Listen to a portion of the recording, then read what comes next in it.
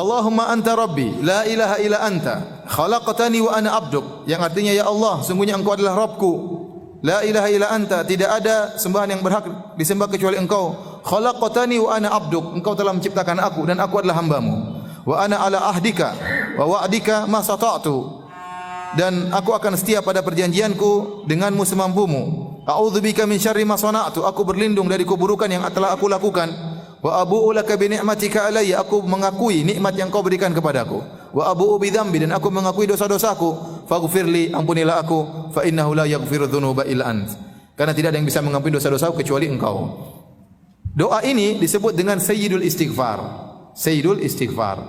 Dan Sayyid ya diambil dari siyadah atau kepemimpinan. Jadi kenapa dikatakan dengan Sayyidul Istighfar?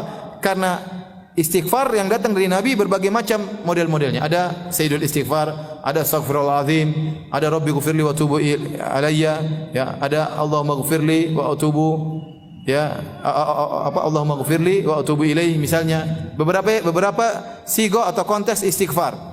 Dan istighfar yang terbaik adalah ini. Makanya disebut dengan Sayyidul Istighfar, dia mengungguli cara istighfar yang lain. Kenapa dia dikatakan Sayyidul Istighfar, mengungguli sigoh-sigoh atau konteks-konteks lafal-lafal istighfar yang lain?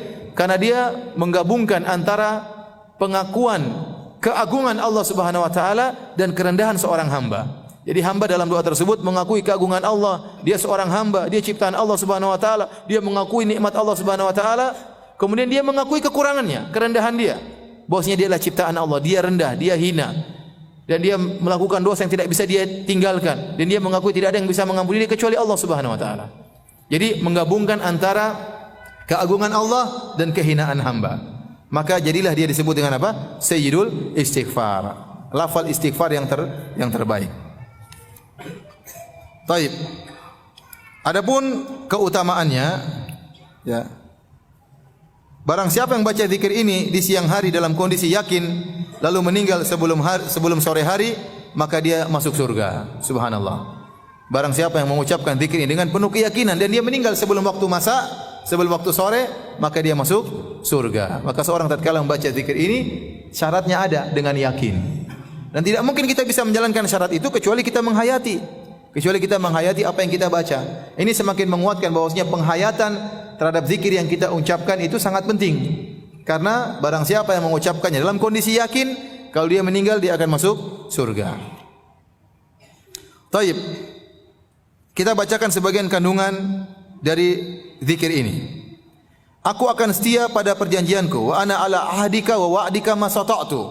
Yang artinya, Allah, aku akan setia pada perjanjianku denganmu semampuku, yaitu janjiku untuk beriman kepadamu, untuk taat dalam menjalankan perintahmu dan menjauhi laranganmu dengan semaksimal kemampuanku. Jadi waktu kita baca doa ini kita berikrar, ya Allah, aku berjanji untuk semaksimal mungkin. Namun sebagaimana engkau tahu, ya Allah, aku sering gagal, ya. Sering apa? Gagal.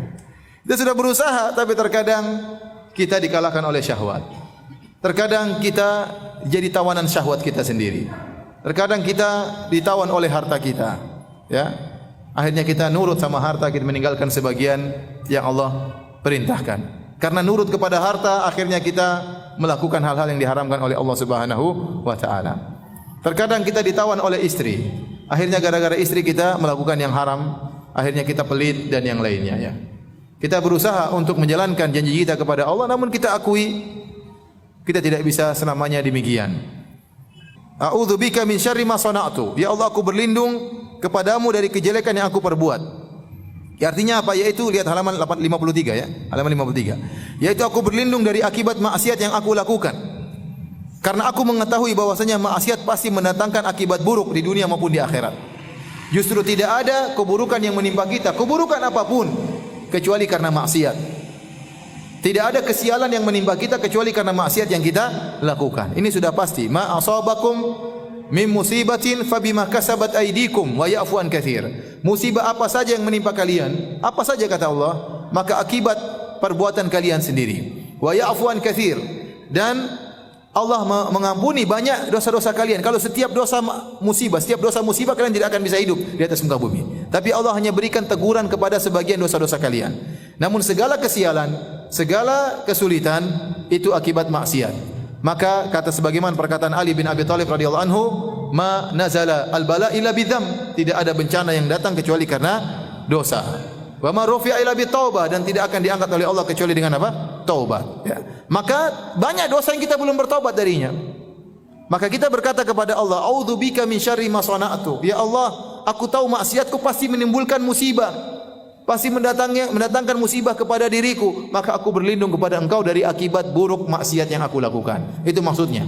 A'udzubika min syarri ma sana'tu, artinya aku berlindung kepada Engkau ya Allah dari akibat dampak buruk dari maksiat yang aku lakukan.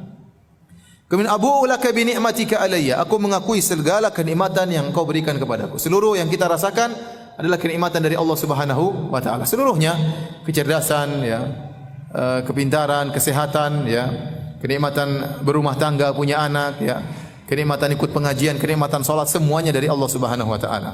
Kemudian abu'u laka bi dzambi, dan aku mengakui dosa-dosaku.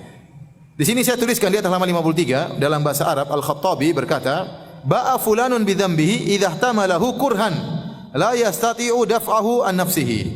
Bahasa Arab kalau dikatakan abu'u laka bi dzambi, maksudnya ya Allah, aku memikul dosa-dosa yang tidak bisa aku tinggalkan padahal aku benci dengan dosa tersebut.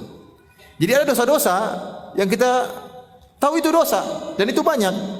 Banyakkan kita melakukan dosa, kita tahu itu dosa, namun kita tidak bisa melepaskannya. Itu maksudnya abu'u laka bi dzambi.